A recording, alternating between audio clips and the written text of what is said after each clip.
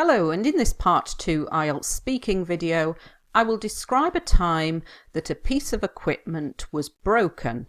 You should say what it was, what the problem was, what you did, and explain how you felt about it.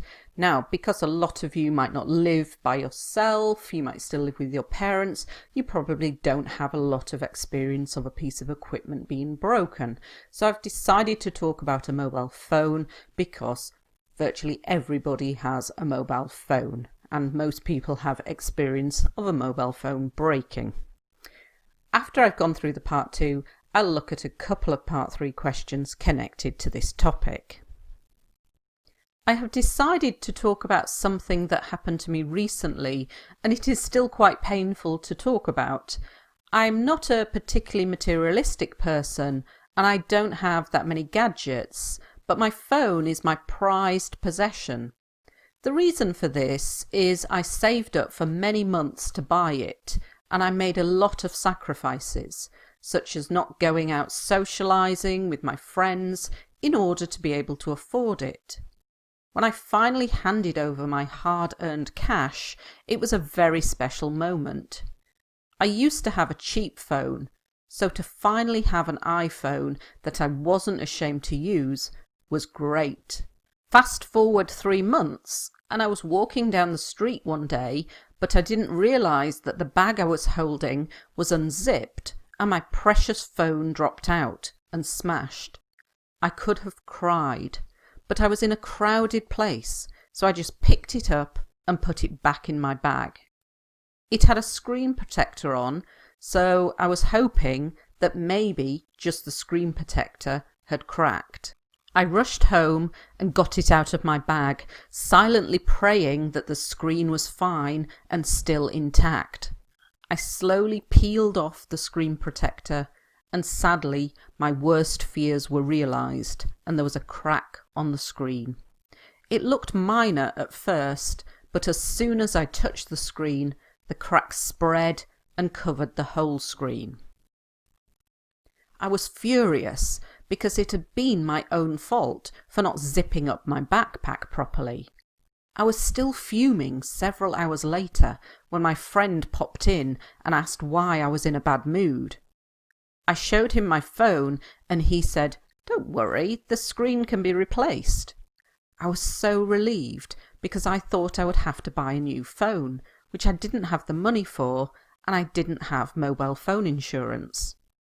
I got the phone repaired the next day, and although it wasn't that cheap, it was a fraction of the cost of a new phone. I have learned my lesson, and I am now much more careful with it. So let's take a look at some of the language I've used in this topic. So whatever item you choose to talk about, you can say it is still quite painful to talk about.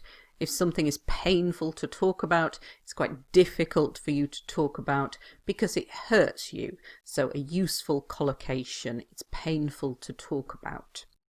Very useful for writing as well. Materialistic. A materialistic person who is a person who always wants new things and gadgets and has a new car, a new phone, a new computer, and places a lot of value on things, material goods.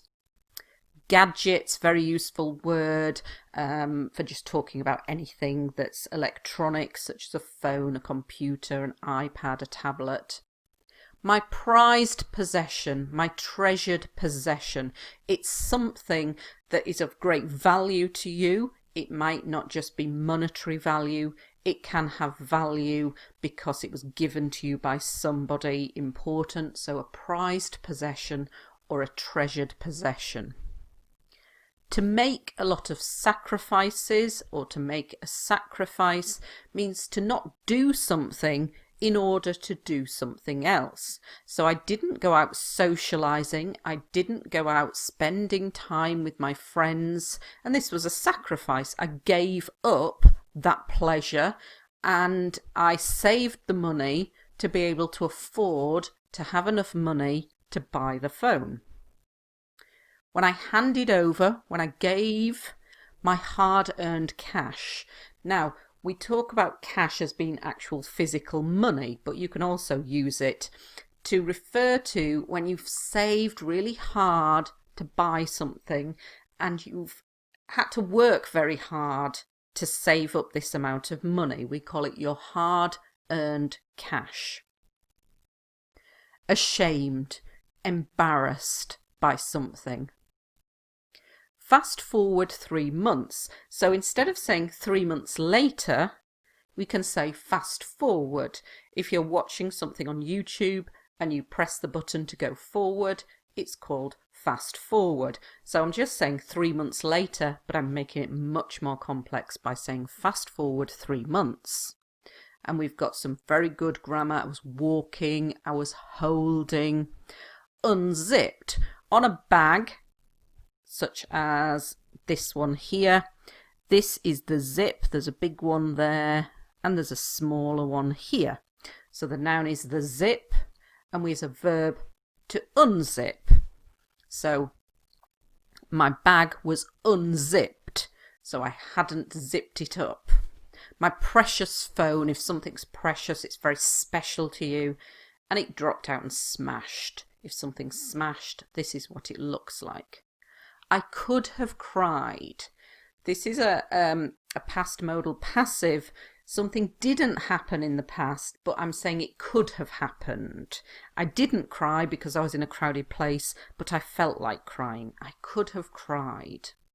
A screen protector, this is what we put over the screen. It's a piece of plastic or sometimes glass, and it protects the screen. And the screen protector had cracked, like this. I rushed home. The verb to rush is like the verb to hurry. You can be in a rush, you can be in a hurry. So it means to do something very fast. So I went home quickly. I rushed home. Silently praying, that's when you're in your head going, please God, don't let it be broken. Please God, please God. Silently praying that it was still intact. Intact means not broken. I peeled off, so when it has a screen protector on it, if you want to remove it, you peel it off, like we peel an orange or we peel a banana. My worst fears were realised. This is a collocation, which means when you have a fear about something or a worry about something, and then it is true, we say, my worst fears were realised. A crack, so like to crack, so a line appeared on the screen. It looked minor at first. If something's minor, like a minor road traffic accident, it's very small. So it looked minor, it looked small. But as soon as I touched the screen, the cracks spread. And this is what cracks do. They get bigger. They spread across the screen.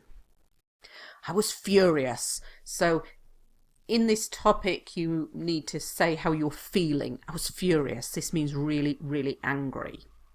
It had been my own fault. When you are the person responsible for what has happened, it had been my own fault. It was my own fault. I was still fuming. Fuming is like furious, very, very angry. A very good adjective. My friend popped in. My friend called in.